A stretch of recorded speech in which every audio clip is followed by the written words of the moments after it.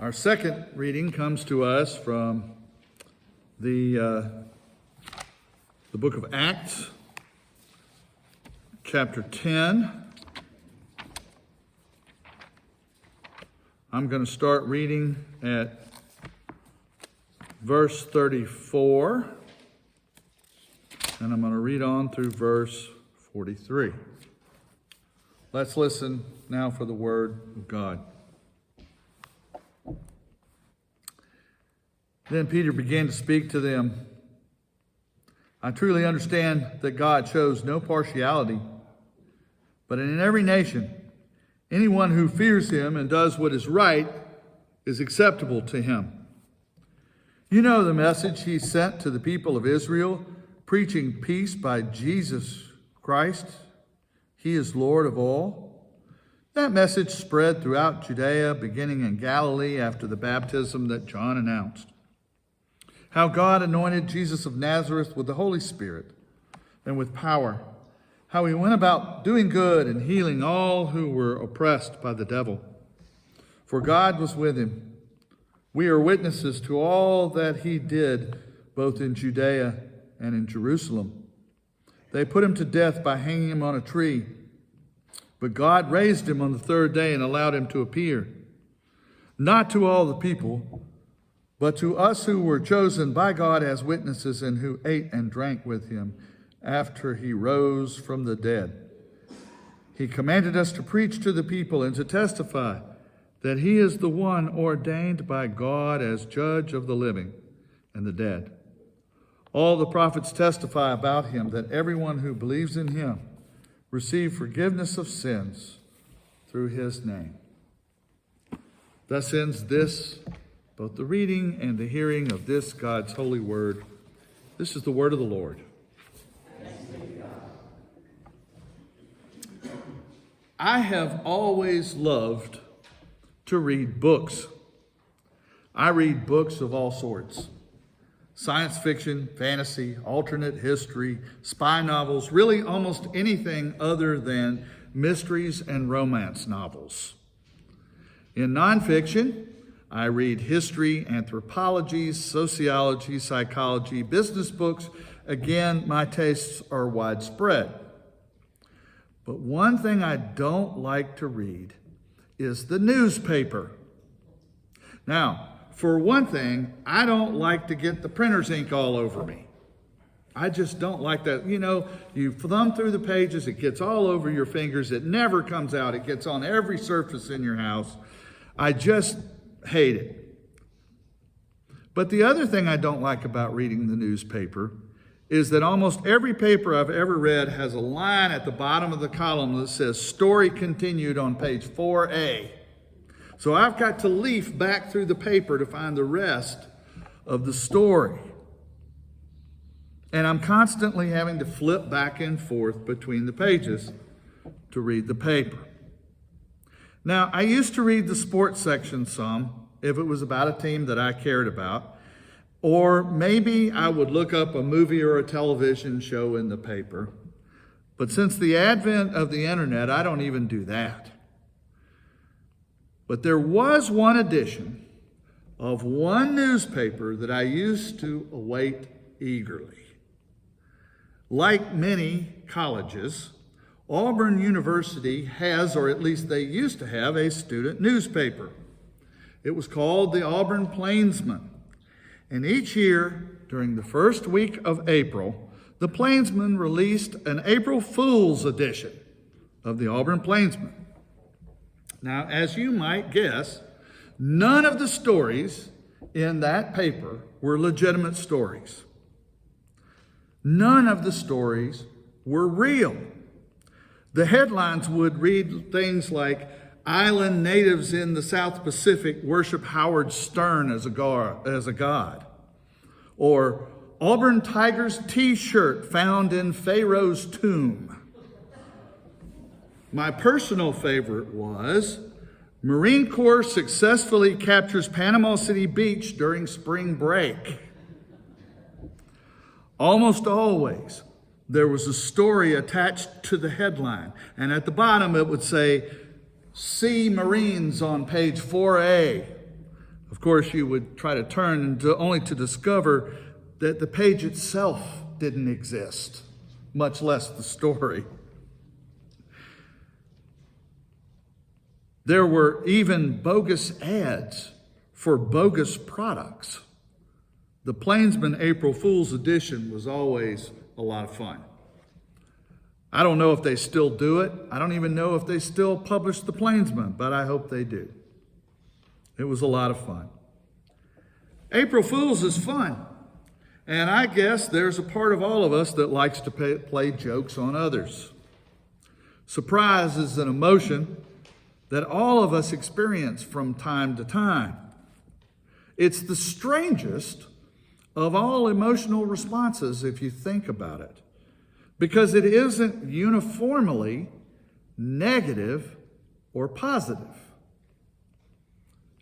There are some pleasant surprises, and when they're pleasant, they're usually very pleasant.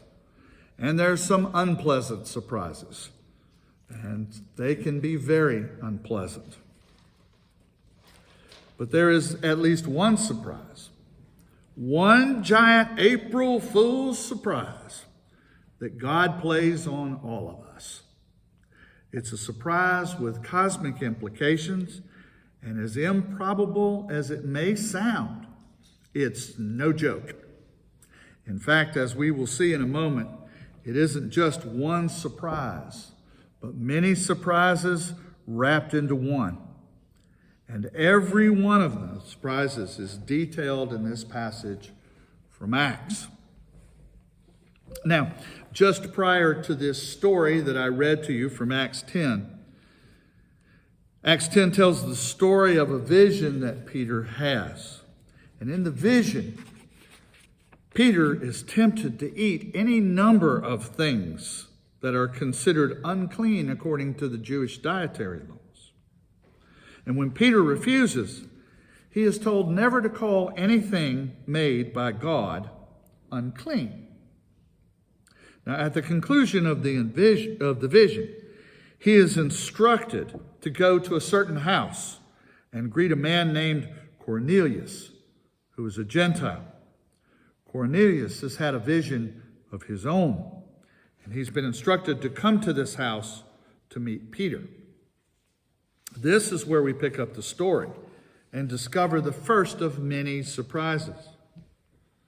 The verse begins, opening his mouth, Peter said, "I most certainly understand now that God is not one to show partiality, but in every nation, the one who fears him and does what is right is welcome to him." Now, this may not surprise us, but if you had lived in first century Palestine, this would have been a surprise to you. Because Jewish doctrine of the day taught that God did show partiality. God blessed the nation of Israel. God made covenant with them alone. They were his people. They were the elect. The rest of us were unclean. But Peter says something different here. Peter defies that logic. Peter says God shows no partiality, but in every nation, not just the nation of Israel, in every nation, the one who loves God and does what is right is welcome. This is huge. There are examples in the scripture where individual Gentiles are welcomed into the community and even declared righteous. But before the advent of Christ, a blanket invitation is never issued. Never. That may not seem like a big deal to us, but this is a huge surprise to Peter's audience. It's a huge surprise in that world. It's important to us 2,000 years later because it shows no matter who we are or where we are from or what we have done, no matter how unclean we may think we are, We are welcome if we love God and strive to do what is right. Now, the next surprise is that Jesus comes preaching peace. You see, the Messiah wasn't expected to do that. They didn't expect the Messiah to come preaching peace.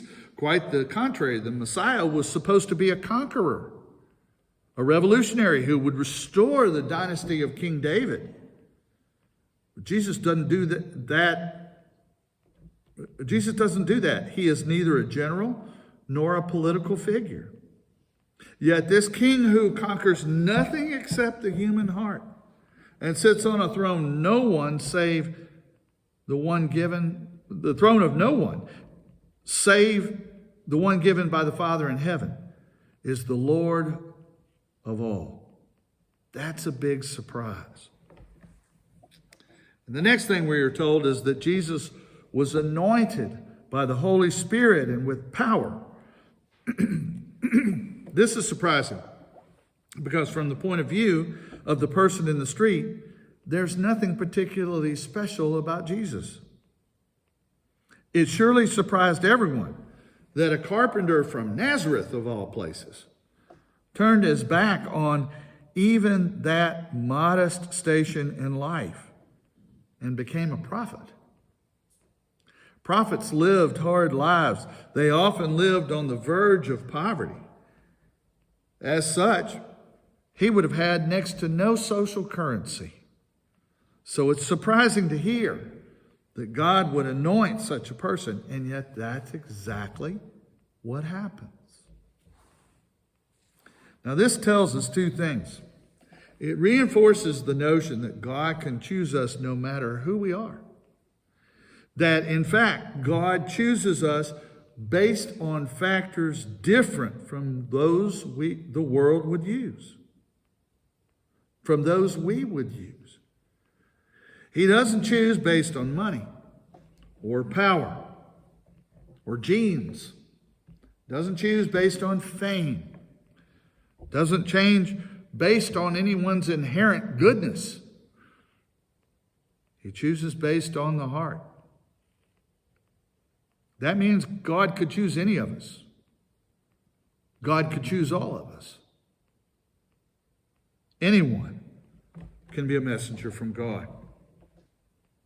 Now, second, if you remember that Jesus is God incarnate, it might surprise you to think that God would come in such a form. Why not have Jesus come as a king? Or as a temple priest, or a great general, or a philosopher? He would have had a lot more credibility in that world. Possibly have drawn a bigger crowd. Wouldn't you influence more people that way? In fact, many prominent religious founders did come from higher social station. Muhammad was the son of a merchant. Buddha was a prince before he gave up everything. But not Jesus. He came from a humble background. He came as a worker. And we are also told that he was put to death hanging on a cross. The Romans used this form of capital punishment, and they reserved it for one group of people only. Traitors. This is the irony. The truth is that we are the traitors, not to our country, but to the kingdom of God. And yet, Jesus was killed by traitors like us. And he died for us. He wasn't almost dead. He wasn't mostly dead. He was dead. So we are then presented with perhaps the greatest April Fool's joke ever played. Because the funny thing about that, Jesus didn't stay dead. The Bible says God raised him up on the third day and granted that he become visible, not to all the people, but to witnesses who were chosen beforehand by God. That is to us who ate and drank with him after he arose from the dead. Jesus was raised from the dead. And because of that, our sentence of death for our treason is commuted. And that's perhaps the most joyous April Fool's joke ever told. We're traitors against God, but God loves us anyway and forgives us. We don't get condemned. We get to live. We get access to God. We get to share the love of Christ. We get to be called children of God. April Fools. In the name of the Father, and the Son, and the Holy Spirit.